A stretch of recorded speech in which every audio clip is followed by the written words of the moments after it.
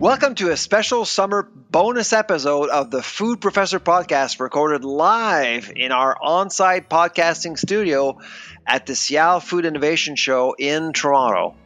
Over 3 great days in May, Sylvain and I met dozens of food innovators and thought leaders. These are their stories.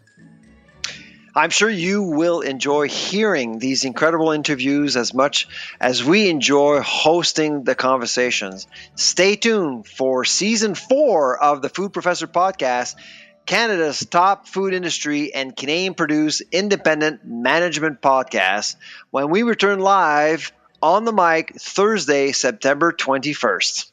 Gurth Petrie, welcome back. Thank you very much, Sylvain. For the second year. Yeah. So Gurth is joining us from Lakeview Cheese Galore. Lots of cheese. And I also have... Which is new, by the way. Last time you were on the pod, you did not have your store yet, right? No, it's been 18 months. That's right, yeah. It's been 18 months. Yeah, after COVID and everything. And I understand, Michael, you're a big customer of Gurth. Yes. A big fan. Fanboy. Yeah. Cook with it on the show, do all that stuff.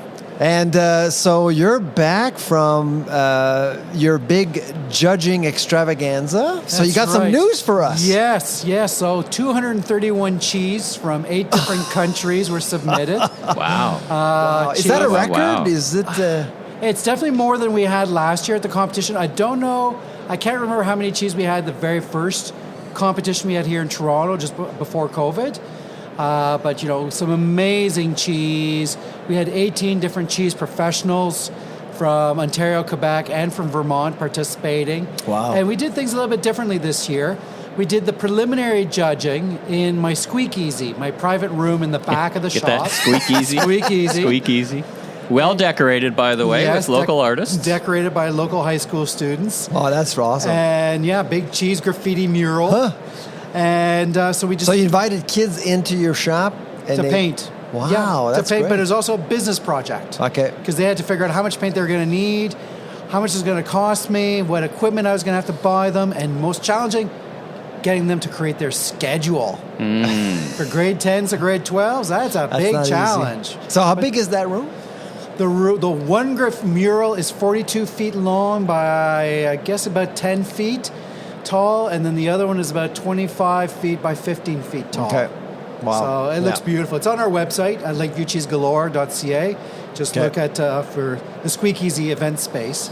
But so the first step, it was there? Yes, first step was there. So there the teams of judges judged the specific categories of cheese. And then today, here at SIAL, they all judged each category winner. So some of them tasted cheese they hadn't seen before because, they're seeing everything now. Right. And it was drama. We did not have it. We had a taste-off because there was a 3-way tie.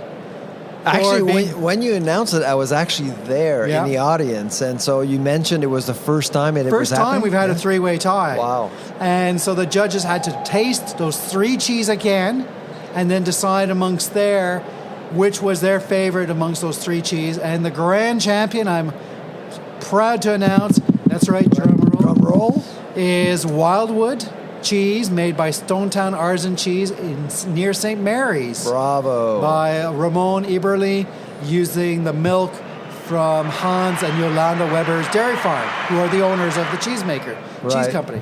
So they were fantastic. Really happy. Now, were you surprised? Or you're a cheese expert? I am a cheese expert. Yes, I was surprised because usually it tends to be more the aromatic cheese that win, like say nice washed rind or a soft bloomy rind or a mixed rind. But then last year it was Avonlea cloth bound cheddar from PEI that won. Yeah. And they were a finalist this year as well. But Wildwood, I'm very pleased. So describe to us the taste of Wildwood. So Wildwood, Ramon the cheesemaker is from Switzerland. He's a master Swiss cheesemaker. And he wanted to create an Ontario version of an Appenzeller, which is a cheese coated with herbs and either washed in a little bit of wine. In Switzerland, it's washed in cider as well. And the first time I tasted it, I was quite surprised. Hans said, don't eat the rind. I said, well, why not? I think it might have a lot of flavor. He said, but in Switzerland, we cut that off.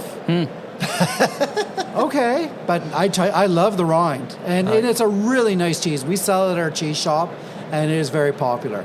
Wow. So now it's going to be even more popular. Likely. Now, do you hear every year when SIAL designate a cheese as the winner, the grand champion? Do they see? Do the cheesemakers suddenly get a lot more? Yes, they do. Well, because part of the SIAL competition is that the grand champion and the category champions, their names are submitted in the media releases.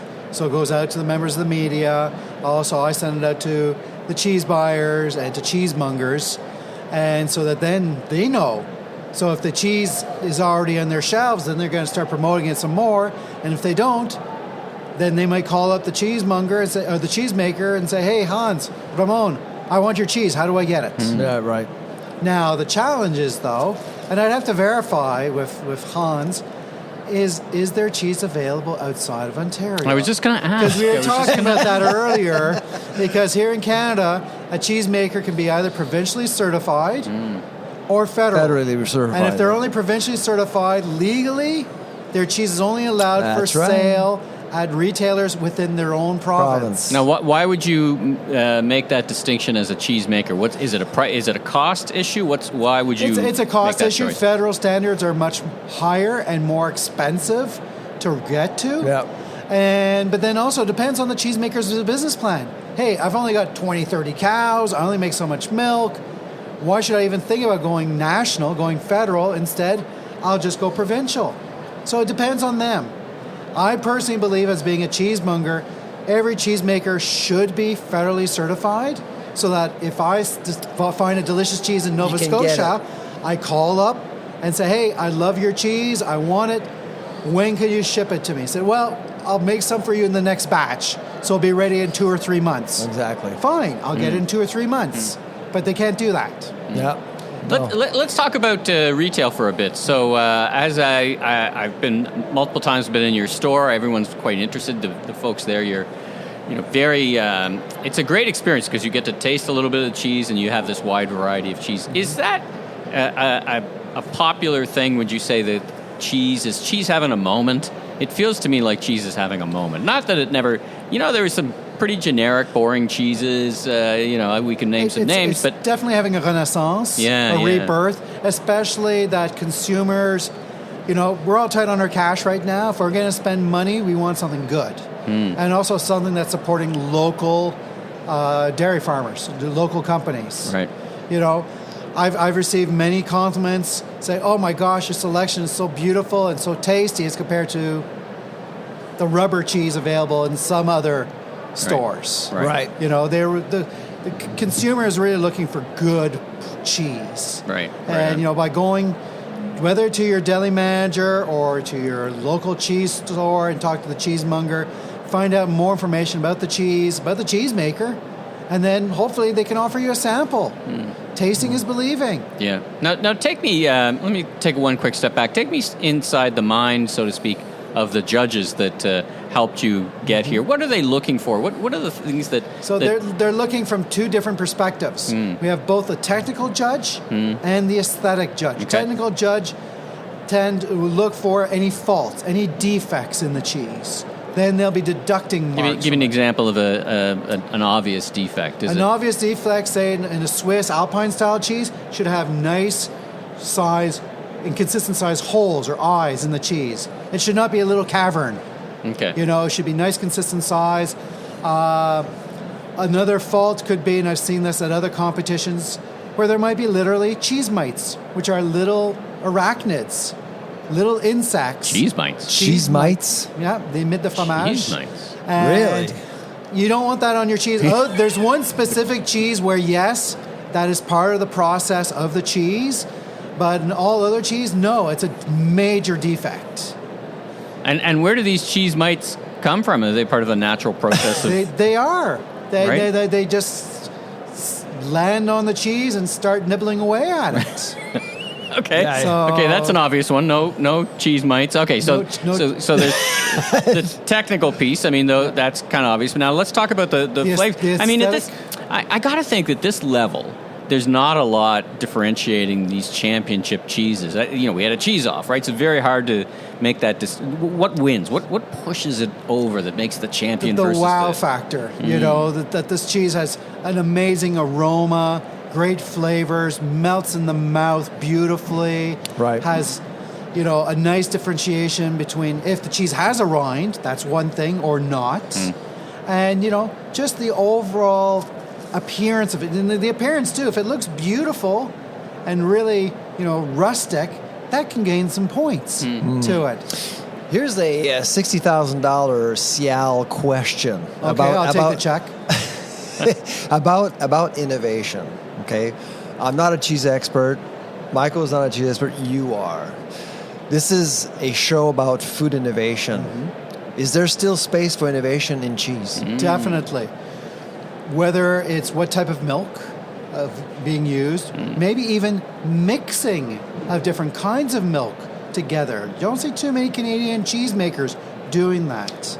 Or also using other local ingredients, whether it's a local wine, a local beer, a cider, a mead, unique herbs and spices from that region of your country, of the province. Right.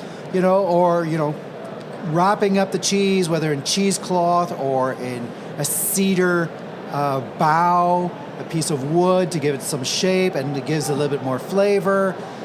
There's all sorts of possibilities. Is it lactose free? Is it halal? Is it kosher certified? Well, let's talk about plant-based. Do you carry any plant-based cheeses in your shop?